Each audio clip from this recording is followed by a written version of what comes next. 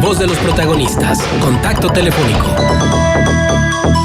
Javier, gracias por tomarnos la llamada. Te saludamos en el estudio Diana Torres, Juan Ceballos y una servidora, Marcela Pámanes, y queremos tu opinión en relación al ejercicio fiscal 2017, en el que se está previendo en la ley de ingresos que haya la posibilidad de un endeudamiento de 495 mil millones de pesos, y en general de cómo es que se hizo la ley de egresos y si realmente obedece y responde a las circunstancias económicas que está viviendo el país.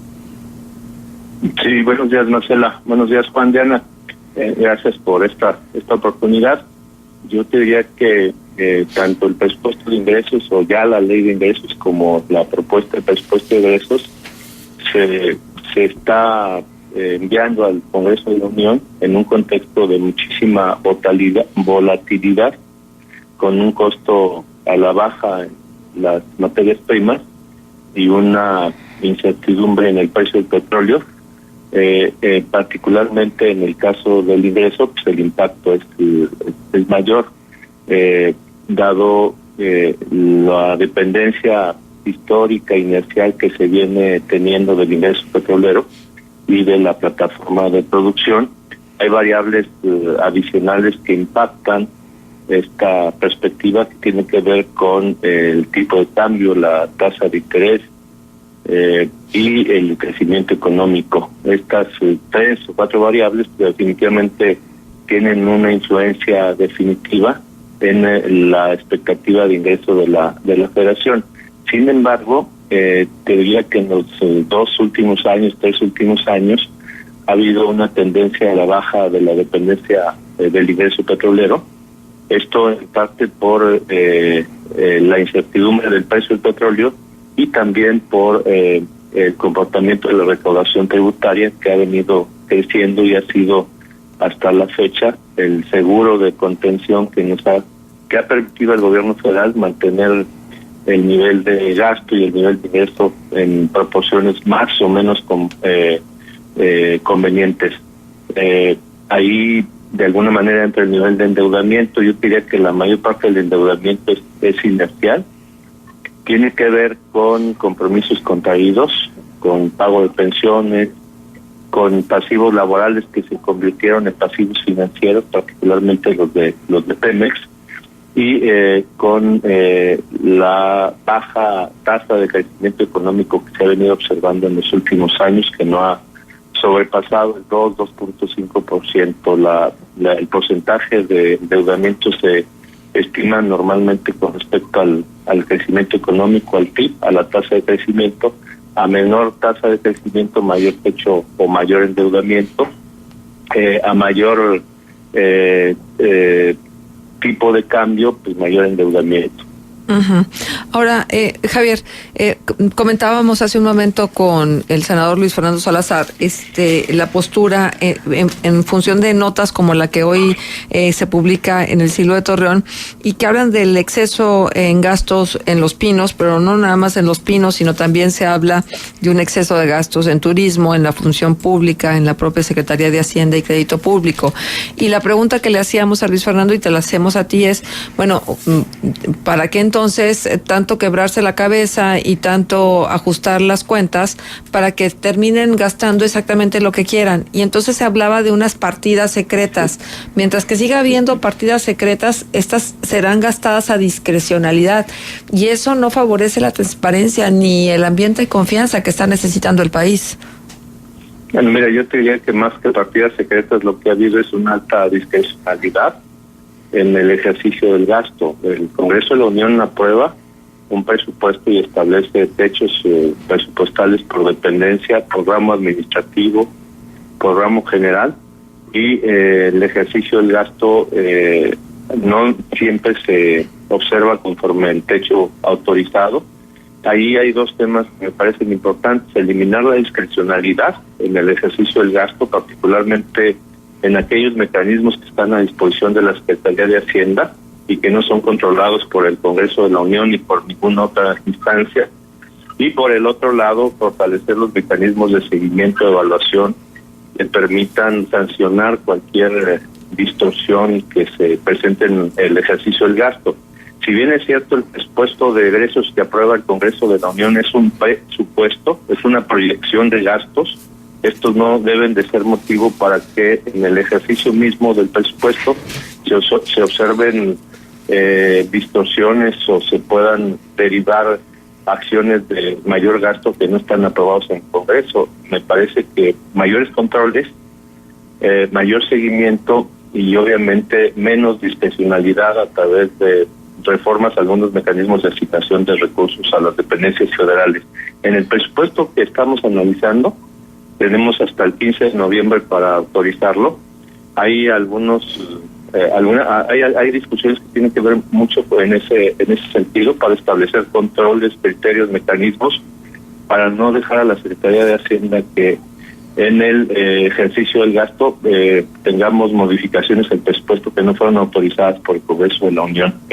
La Secretaría de Hacienda tiene la obligación de hacer reportes trimestrales, pero muy pocas veces esos reportes trimestrales observan este tipo de excesos o ejercicios fuera de lo autorizado.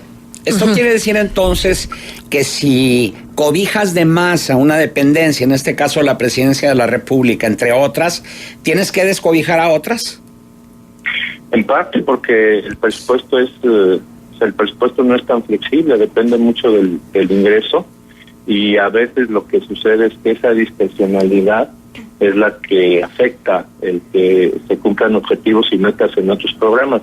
Pero mira, yo te diría que más, siempre el argumento es que el presupuesto es una proyección y que el comportamiento del ingreso va modificando el ejercicio del propio gasto. Hemos tenido en este año dos ajustes al gasto o dos recortes al gasto. El último fue de cerca de 130 mil millones de pesos, si no me equivoco, que obedece fundamentalmente a la baja de los ingresos.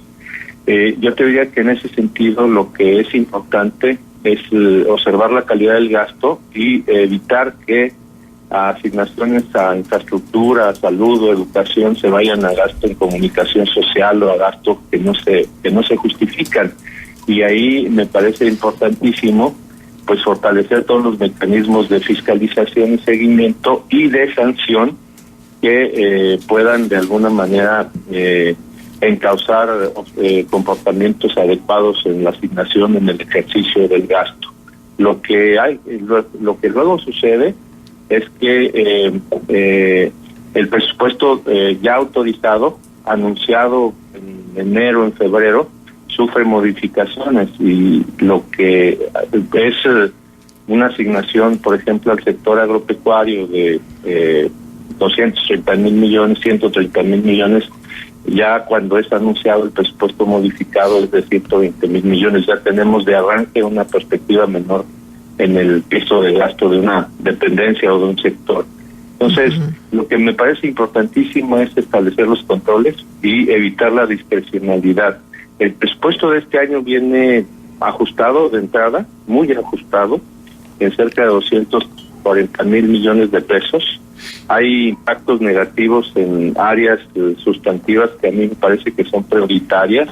El posicionamiento personal y de fracción que yo he estado impulsando es que en lugar de que podamos proyectar inversiones nuevas, de alguna manera asumamos el compromiso de consolidar el ejercicio de servicios públicos como salud, como educación, que han venido funcionando con precariedad. Te voy a poner un ejemplo. En lugar de construir más carreteras, démosle mantenimiento a las carreteras existentes, o lo que es mejor, en lugar de proyectar por el momento nuevos hospitales, garanticemos que en los hospitales existentes existan medicamentos, personal médico adecuado, equipamiento, insumos para que el servicio de salud se dé con calidad. Esa es una discusión importantísima que tenemos que observar en este ejercicio, en esta asignación de recursos. Javier, dime algo. Para quienes no se apegan al presupuesto, ¿hay sanción? Hasta ahorita no, porque hay un piso, hay un criterio en el sentido de que el presupuesto puede ser modificado, dado el comportamiento de las variables económicas, particularmente las vinculadas al ingreso. Si hay un menor ingreso, los ajustes en el gasto son autorizados. Eso lo establece la Ley de Presupuesto y Responsabilidad Hacendaria. Me parece que eso no es malo, tiene que tener flexibilidad. Lo que es malo es que se pueda, o sea, lo que es malo es que se incrementen partidas de gasto que no están justificadas, habiendo otras partidas que sí lo requieren y que tendrían que estar siendo respaldadas. Partiendo de esta base, ¿hay respeto al Poder Legislativo? ¿Vale? Partiendo de este hecho y de esta base de que luego ustedes presupuestan y entonces se salen del presupuesto con mucha facilidad, ¿hay respeto al Poder Legislativo? Bueno, yo te diría que en los últimos años el respeto ha sido poco observado.